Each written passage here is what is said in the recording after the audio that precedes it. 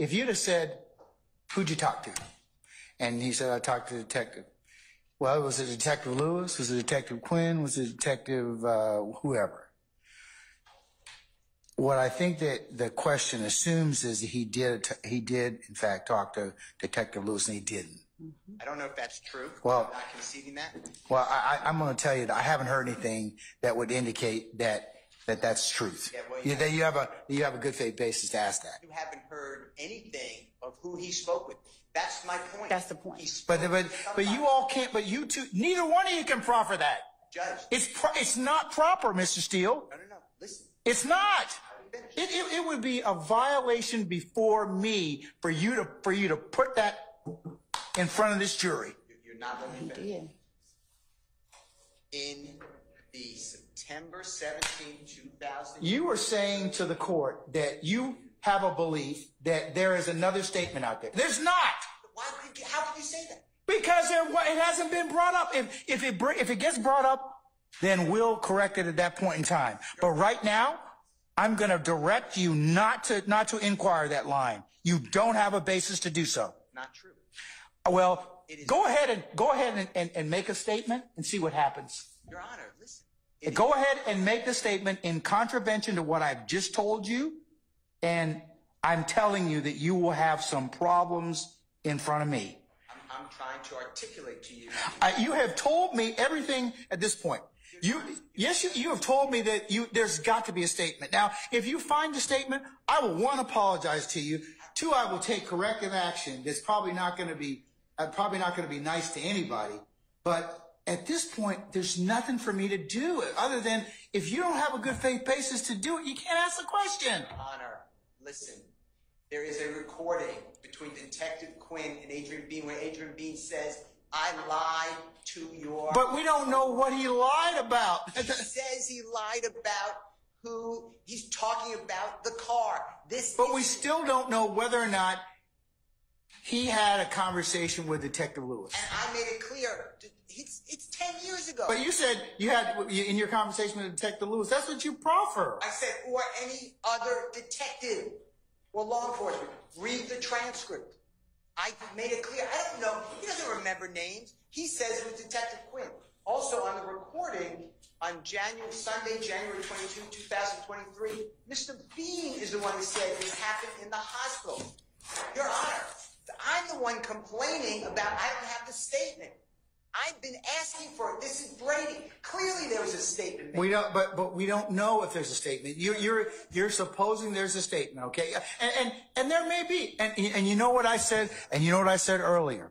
I said if there is Brady that's not disclosed, then that particular individual is going to have some problems with me. I told you that already. Or I have a lot of different remedies I can execute at that point in time. There has to be. That's why I gave you. But you can't intimate or otherwise cross over the line when you don't have the statement to back it up.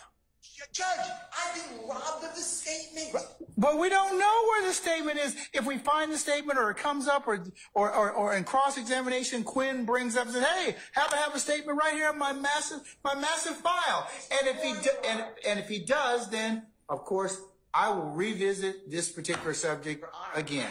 I'm saying it's been deleted. It's been destroyed. We don't know. You don't know. We don't know what happened. We don't know what happened. We had the same issue that happened earlier in this trial about a statement. We don't know whether or not it was the hack or whether or not it's intentional. Now, you can make whatever hay you want out of it. I mean, and the jury can decide for what they want to give it.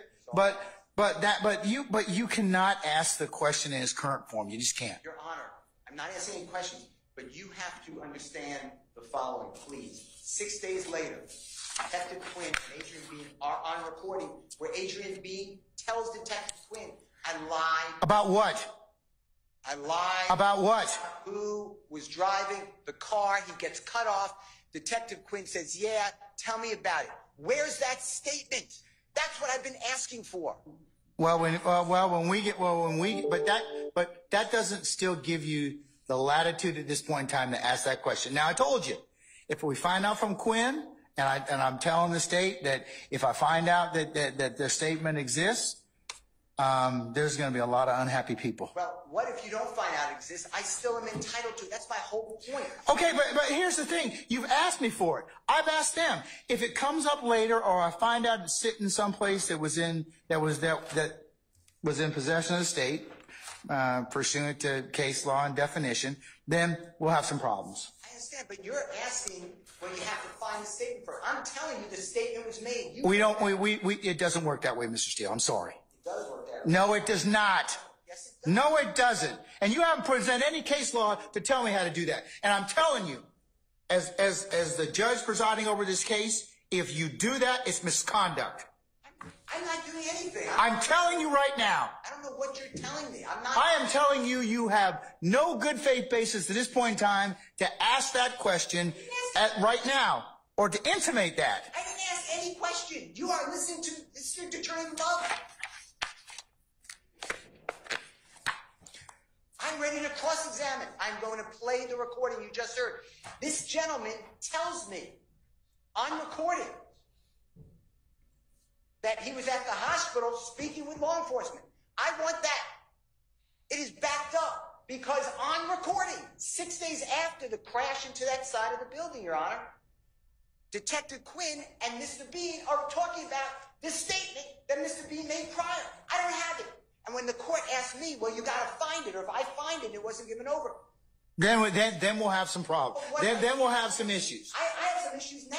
I've been begging for it. The state's supposed to give this. Let me ask, hold on, Mr. Okay, stop for a second. Ms. Love, have you inquired of Detective Quinn where this other statement may be? Judge, that's just it. Mr. Steele is literally manufacturing evidence. There is no other statement. I have asked whether or not there was a statement. I asked Tracy Lewis at the hospital. Let me be real clear, because he keeps conflating stuff. Adrian Bean never told Detective Quinn that he made a statement at the hospital. I have his transcript. Okay, but we don't know where he made the statement, and also he's lied. So we don't know what he lied about either. Your Honor, to be very clear, there's no statement. I have asked Detective Lewis. They can ask Detective Lewis. She never talked to him. Okay. Detective Quinn, who is the only person, it's not just police, the only person Adrian Bean asserts to Brian Steele in this recording that he gave us, this 10-minute recording, he said, I spoke to Detective Quinn. It's obvious that he didn't speak to Detective Quinn at the hospital, because the first time he met Detective Quinn was September 17th when he pulls him in for the interview.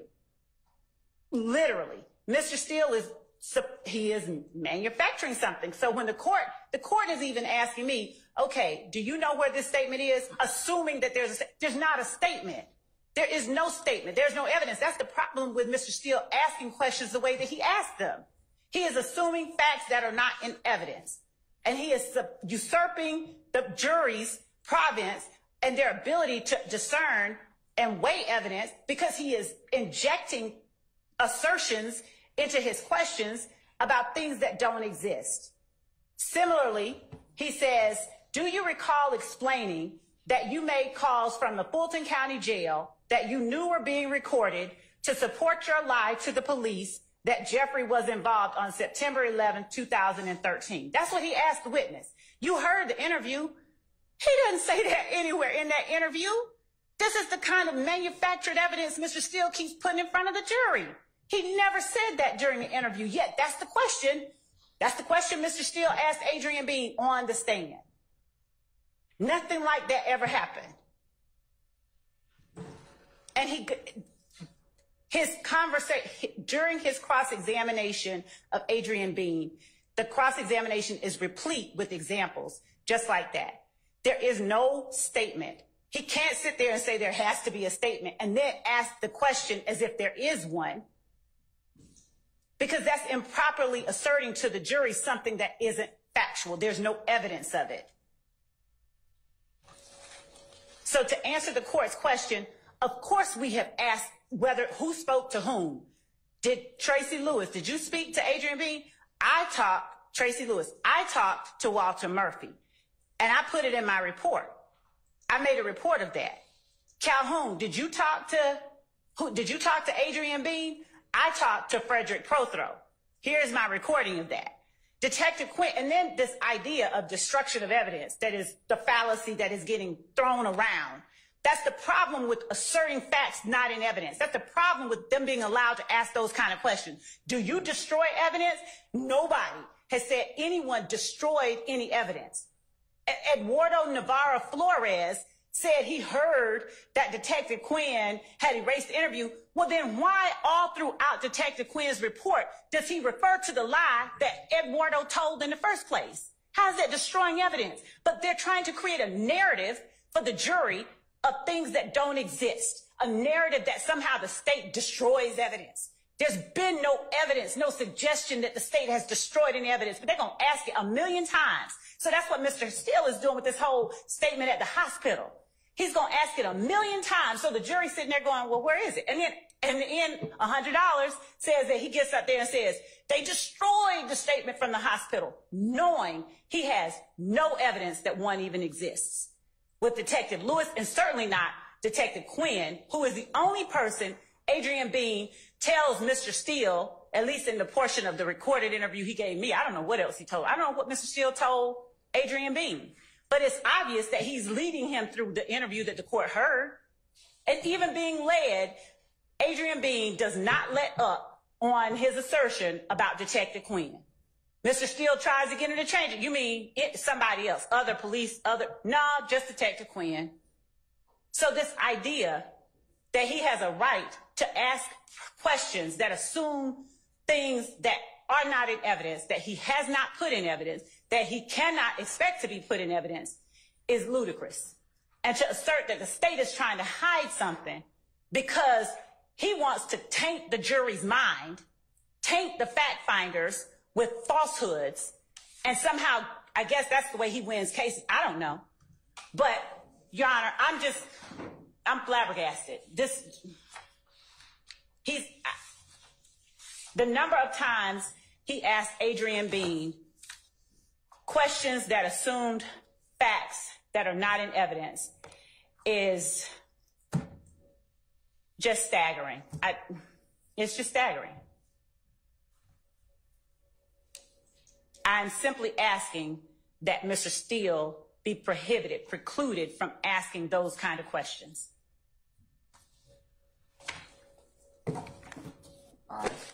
And, Your Honor, I'm asking that any reference to statements made at the hospital in the manner that he has asked them, that assume that there was one, be stricken, and that the court instructs the jury that there is no evidence of any statement made at the hospital to a Detective Lewis.